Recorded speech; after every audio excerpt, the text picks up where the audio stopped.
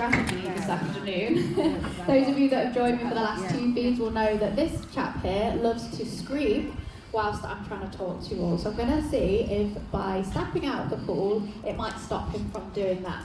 When we release them, we want them to show certain behaviours. We don't want them to be looking to us for food. We definitely don't want them to be joining us on the side or screaming at us. He will hum a bit through the feeds, and he'll do that all the way through. But we'll see if the screaming stops while he's standing here. So, a few miles in that direction is an area we see known as the Wash. The Wash is home to Britain's largest colony of harbour seals, and in the summer months, the mums haul out onto the beaches to give birth to their pups. For the first 4 weeks of their lives, the pups are fed on her rich and fatty milk, and that takes them from their birth weight of around 9 kilos to a staggering 30 kilos of weight. It's not made a difference at all. After these 4 weeks, mum's milk dries up, the mum and pup part ways, and the pup is left to fend for itself. Now that is how it's supposed to happen out in the wild, but it's not always how it does, and that's how we can end up with a pool and a hospital full of rescues. So there's many different reasons why they need rescuing. They can get separated from mum in bad weather. Sometimes mum just isn't feeling maternal, she might choose to abandon her pup quite early on. They can get lots of different illnesses. The main ones we see in our hospital are lungworm, pneumonia and sealpox, and they can get lots of different injuries. So bites from other seals and sometimes from dogs walking on the beach as well. A big one we're tackling at the moment is marine litter, so fishing line and fishing nets that can get stuck all over their bodies, but also a lot of stuff that we like to use out and about, and especially on the beach. Our ring frisbees with the hole in the middle are a big problem for our seals. When they're young, they're very inquisitive. They like to poke their heads through things that it will fit through and carry things around to play with it. But whilst they grow, the objects don't, and it can create a very nasty wound that sits around their necks. And we've seen this caused by things like balance twine, kite strings, toy strings, and those ring frisbees as well. So it's really important to remember when we're out and about enjoying our natural spaces, whatever we take with us, we must take home with us again, or pop it in the bin to protect our wildlife.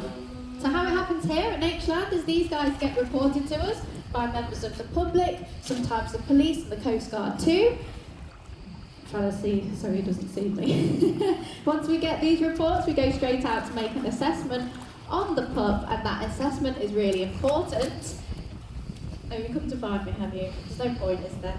The assessment's important because although they're out on land, they're not always in trouble. So they are semi-aquatic mammals, they don't need the water to survive, and they might choose to haul out for many different reasons. So on sunny days like today, they love to do a bit of sunbathing. If they've been swimming for a long time and they're a bit exhausted, they will haul out to rest and recuperate.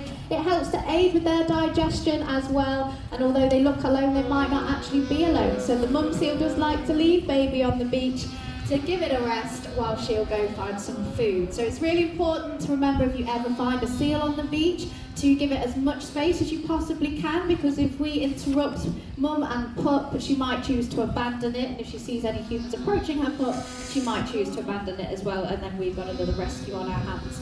So we do exactly the same when we arrive at our rescues. We hang back and we scan the sea to make sure mum is nowhere in sight.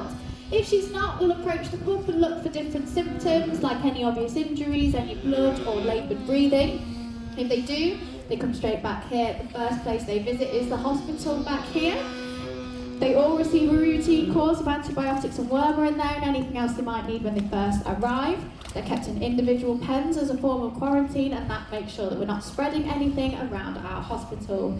Once they're free from infection and they've finished their medication, they move out to the hospital pool, which is the one just round there.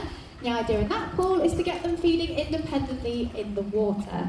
Once they can do that, they come over here to the rearing pool, which is the final stop before release, and their only job in here is to get nice and big and fat, ready for their release day. On release day, we crate them up, we give them one final weigh to make sure they've hit the target between 30 and 40 kilos. Then we wheel them over here to the beach, we lift the lids and we say our goodbyes. And that's the most rewarding part of this job, seeing them go back to where they belong. Now it's not just summer that we're busy with our harbour seal pupping season. In the winter we get grey seal pupping season, so we're kept on our toes all year round. At the moment we're rescuing between 60 and 70 pups each year, and that's where it can get quite costly. So each pup on average costs around £2,000 to fully rehabilitate. We don't get any outside funding here at Natureland, so no government grants or lottery money. We do rely on people coming to see us and donations as well. So I just want to say a huge thank you to all of you for choosing to spend your afternoon here with us and to help support the seals. Your admission fee and anything else you spend does come back into the work that we do, and it really does allow us to continue. So on behalf of the pups, thank you so much for coming to see us. Now each year to name the pups, it's nearly that time, I promise. Each year to name the pups, we have a theme, and in the past we've had themes like Disney, Coronation Street, tennis players, herbs and spices, restaurants and cafes, drinks, superheroes, Star Wars, celebrities, fruits and vegetables, you name it, we've probably done it. So out in the sea somewhere, there's an Andy Murray, a Buzz Lightyear, there's an Apple, a Nando's and a tequila as well. Now these two are from last year's. How do I attempt to go over here? Yes. They're from last year's theme, which was DreamWorks animated characters. Now all of the good names have been released already, so Shrek, Donkey, Dragon, they're all out in the sea somewhere. So in this pool here we have Abby over there. She's a character from Madagascar 3. You might notice she looks very similar to Albie up in our main pool, and that's because she's also an albino seal. So they're very rare, and it's even more rare that we have 2 albino pups rescued 2 seasons back to back. Now, she's doing a lot better than Albie. She can see a lot better, she can hear a lot better, she's foraging for her food, and she's gaining weight really nicely. There's just a few more behaviours we want to see from her before we'll be happy to release her back to the wild. Now, this guy down here is probably my favourite name of the season. This is Lord Farquaad. He's been quite slow in the process here at Natureland. It's taken him a long time to learn how to eat fish by himself in the water. But about 2 weeks ago he did it for the first time. Now he's eating really, really well,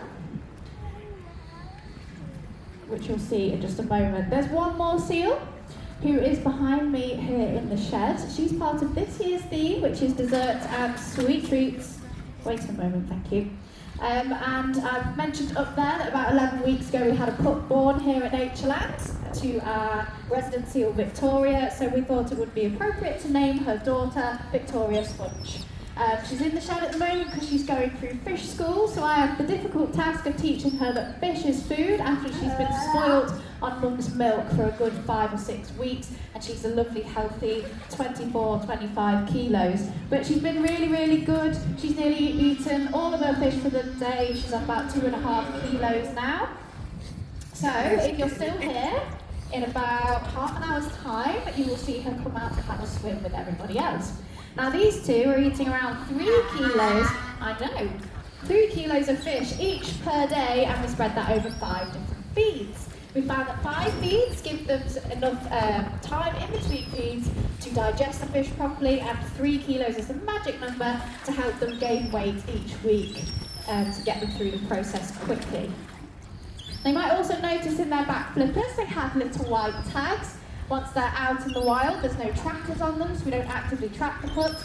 Most sanctuaries do it the same way we do. We all have a different colour. So we have white, the RSPCA have yellow, the Netherlands they have blue, and Germany have orange. That just means if anyone spots one, they can get in touch with the relevant sanctuary. Give us the numbers on the tag so we can see which pup it is. It's all gone, look. And then we can find out how they're doing and what they're doing. Yes, it's all gone. Gone back in the pool. Thank you. So we've had sightings all over the UK, over on the Isle of Wight, but also as far as France and Holland as well. So it just shows that they can thrive even after rehabilitation, and that's why we continue to do this rescue work. Now, I hope you've enjoyed learning about what we do here and the entertainment from this guy here as well. Please enjoy the rest of your day today. Thank you again for coming to support us, and thank you for listening.